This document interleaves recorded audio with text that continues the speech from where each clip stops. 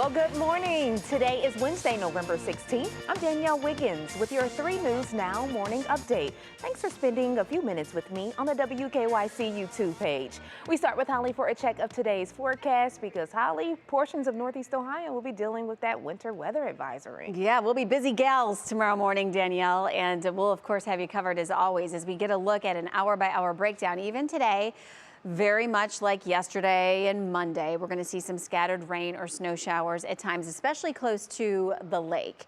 And we're not climbing out of the 30s. I'm sure that's noticeable to you. Then we get into this evening, and this is when we do have advisories and warnings kicking in. And those are for our primary snow belt. So for Lake and Ashtabula and Geauga counties. 7 o'clock tonight through 10 o'clock Thursday night. And notice by 11 o'clock tonight, that band of snow is really impressive to the east.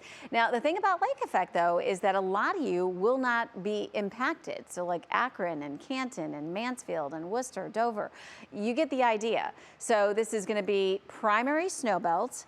If you're in Cuyahoga County, sure, you'll see some scattered rain and or snow and slush, but it looks like the most impressive amounts will be further east. We will keep you updated as always. In the meantime, though, as we do look ahead, it's going to be just a cold rest of the week and even getting into our weekend. The weekend before Thanksgiving, mind you, temperatures only in the upper 20s to near 30. We'll have more scattered snow showers through the rest of the week. We do start to see a bit of a corner turned heading into next week, which is great news with the holiday. Monday, partly cloudy skies, still chilly, but by Tuesday, Danielle, we'll warm into the 40s. Still not quite the around 50 we should be, but at least we'll melt that snow to the east and see plenty of sunshine. Okay, thank you so much, Hollie. And it is the moment that we have been waiting for. We have liftoff. The Artemis I rocket finally launched overnight. You can see it here on your screen. The rocket successfully launched at 1:47 this morning, bringing the United States a step closer to returning to the moon for the first time since the end of the Apollo program 50 years ago. NASA is aiming to send 4 astronauts to the moon on the next flight in 2024 and land humans there as early as 2025. And now we turn to our top political story this morning. Former President Donald Trump has announced that he will run for re-election in 2024. He made the announcement at his Mar-a-Lago home in Florida last night. Trump lost the 2020 election to now President Joe Biden. And last week, a number of his hand-selected candidates lost in pivotal races in the midterm election. However, Trump says this time will be different. America's comeback starts right now. In order to make America great and glorious again, I am tonight announcing my candidacy for President of the United States. And among those Republicans who may challenge the former president for the party's nomination are Florida Governor Ron DeSantis and Virginia Governor Glenn Youngkin. And turning to local news now, the man convicted in the murder of Frank Q. Jackson, grandson of former Cleveland Mayor Frank Jackson, has been sentenced. Robert Shepard was sentenced to life in prison with the possibility of parole after 33 years. The 30-year-old was convicted of aggravated murder, and felonious assault last month. Police say Shepard lured Jackson to an area where he was shot and killed back in September of 2021. And now to an update into the investigation of the death of Corey Barron, the 22-year-old man who died at a concert at Progressive Field in 2014 after falling down a garbage chute. His cause of death was changed to homicide, and now the lead detective in the case tells 3 News they have information that indicates Barron was involved in an altercation before his death, and police do not believe Barron went into the garbage chute voluntarily.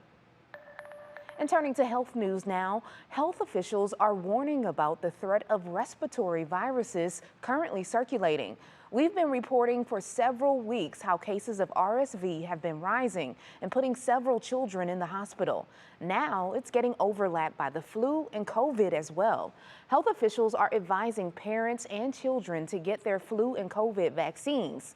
While it's not uncommon for viruses to circulate through the winter months, it is unusual to have 3 very contagious ones circulating this early. Last week, Ohio reported its first flu death, a 13-year-old boy. And I can say, sadly, we've experienced that at Rainbow already. And so I know it's hard for people to realize, but we do see children die of the flu. And again, this is really a vaccine preventable disease. And so we want to be doing everything that we can to protect our children and ourselves. So here's what you can do to try to protect yourself. Make sure you wash your hands and avoid touching your face. Also, sanitize your surfaces because these viruses can stick around for a bit. Now, keep in mind that our emergency rooms are experiencing longer wait times. If you just need to see a healthcare professional, consider using an urgent care or minute clinic. We do have antiviral treatments for flu and COVID, but rest and lots of fluids are generally what most people will need. And in consumer news this morning, we turn to holiday shopping, discounts, and trends that you can expect. Consumer experts predict that people will spend more this year, saying on average, shoppers will spend just over $1,000, and that they will spread out their spending instead of splurging in one big trip. Several retailers are rolling out early deals now, both in store and online. So this is compared to having just a few deal days like the traditional Black Friday and Cyber Monday events. Retailers, about 75% of them are expecting 40% of their annual sales this holiday season. And so they'll be vying for the customer's wallet. And in doing that, they'll be giving deep discounts. Okay, and get this, that competition will actually be doing your wallet some favors. And while shoppers are expected to pay more, some of the gifts may be a little different. Experts say they're more likely to be essentials mixed in with those holiday wants.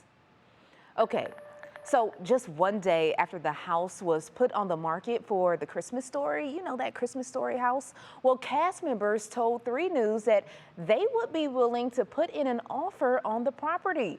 Yes, fans of the movie were able to catch up with some of the cast members at Great Northern Mall yesterday. Yano Anaya, who played Grover Deal, one of the bullies in the original film, signed autographs and took pictures with fans. He told us it is possible that cast members could actually put in an offer on the house and keep that tradition alive. I foresee it happening, sure. I mean, it just makes sense. Why not? So, but it's still in the talks. Like, you know, there's 5, 6, 7 of us, and we all want to do it as a family. And the current owner of the property in Tremont released a statement Tuesday saying there's room for fans having a greater experience at the site where some of the scenes from the original movie were filmed.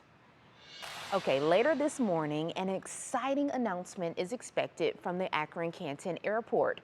They are announcing a new community partnership within the airport that will be with the Akron Zoo. More details will be unveiled at the news conference at the airport, which will be at 10:30. And of course, we will keep you updated on air and online at WKYC.com. Well, thank you for taking time to join me for this 3 News Now morning update. Our digital team will continue to bring you the stories making headlines around Northeast Ohio and beyond. Make sure you continue to check our social media pages and WKYC.com throughout the day. I'm Danielle Wiggins, and I'll see you tomorrow morning on Go starting at 4:30 a.m. Have a great day, everybody.